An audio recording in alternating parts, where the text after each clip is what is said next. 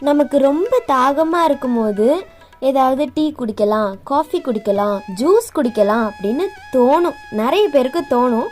அப்படி தோணும் போது நாம் அந்த தப்பை செஞ்சிடவே கூடாது.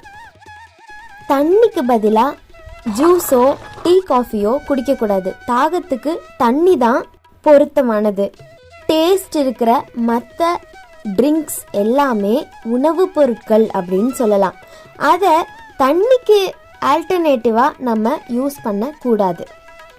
அதே போல் ரொம்ப பசியில் சாப்பாடு சாப்பிட்டுட்டு இருக்கும் போது தண்ணி குடிக்கக்கூடாது அப்படிங்கிறது நம்ம எல்லாருமே ஃபாலோ பண்ணுற ஒன்று.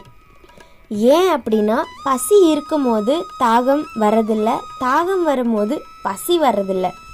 ஆனால் இந்த ஒரு ரூல் நம்ம சாப்பிட்ற சாப்பாடுக்கு ஏற்ற மாதிரி மாறிக்கிட்டே இருக்கும்.